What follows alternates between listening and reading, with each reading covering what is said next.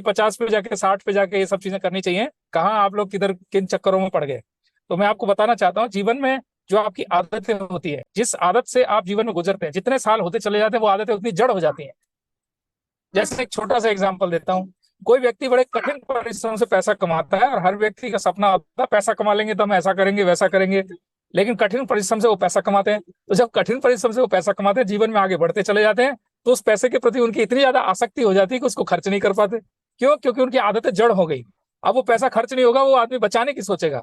लेकिन छोटी उम्र में कोई व्यक्ति अगर पैसा कमाने लग जाते हैं, ऐसे नए नए लड़के 18-20 साल के लड़के की पैसा कमाते हैं, अच्छा पैसा कमाने लग गए, तो चूंकि उनको बचाने की प्रवृत्ति उतनी नहीं होगी, क्योंकि उन्होंने आसानी से जीवन में कम उम्र में पैसा करके कम संघर्ष के साथ पैसा कमाना सीखा है।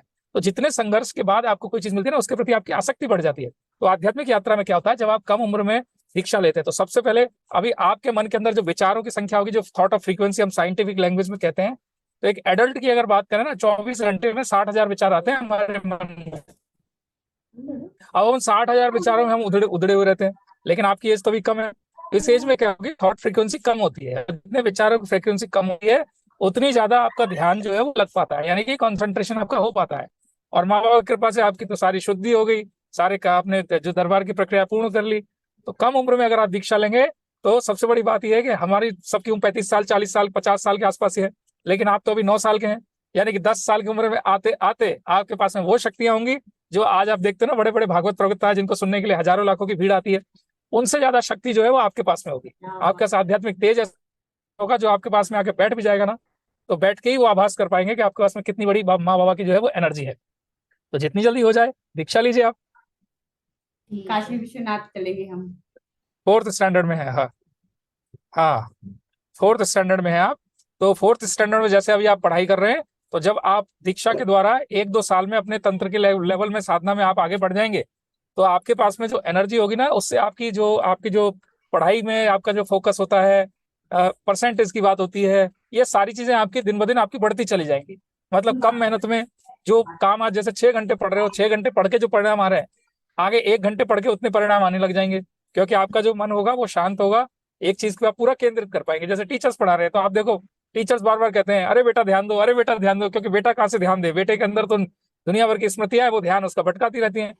लेकिन जब आप दीक्षा संस्कार से आगे जाएंगे, तो बाकी जो भी छोटी मोटी चीजें रहती है वो भी क्लीन अप होती हुई चल जाए। तो आप जब टीचर पढ़ा रहे हैं, तो आपका 100% ध्यान उनके ऊपर रहेगा। और जब 100% ध्यान रहेगा, तो आप में से ही लोग स्वामी विवेकानंद बनेंगे। स्वामी के विवेकानंद भी क्या थे, उनका ये आध्यात्मिक बल ही तो था, जिसकी वजह से वो कोई भी बुक थी वो एक बार में ऐसे करके पढ़ने पलट के पढ़ते पढ़ते आगे बढ़ते चले जाते थे। तो वही तेज आप सबके अंदर आएगा। आने वाले समय के स्वामी विवेकानंद तो आप लोग ही हो। जितनी जल्दी हो जाए, छोटी उम्र में आपको दीक्षा करा देनी चाहिए, सभी परिवारों को दीक्षा करा देनी चाहिए। तो इससे आपका सामाजिक जो आपका स्तर होगा वो भी बढ़ेगा। आप जीवन में कोई भी प्रोफेशन चुनेंगे, जैसे छोटी सी बात करूं, आप एक डॉक्टर बन गए मान लीजिए, तो आज दरबार से जुड़े हुए डॉक्टर्स को देखिए और उन डॉक्टर्स को देखिए जो दरबार से नहीं जुड़े हैं। तो दरबार से जो लोग नहीं जुड़े हैं, ऐसे डॉक्टर्स जो होंगे, उसमें से ज्यादातर जो आप लोग देखेंगे, वो सिर्फ अपना जो काम कर रहे हैं वो पैसा कमाने के उद्देश्य से कर रहे हैं, सेवा भाव से नहीं कर रहे हैं। लेकिन दरबार से जुड़े हुए जितने भी डॉक्टर हैं, उनके अंदर सेवा भाव होता है।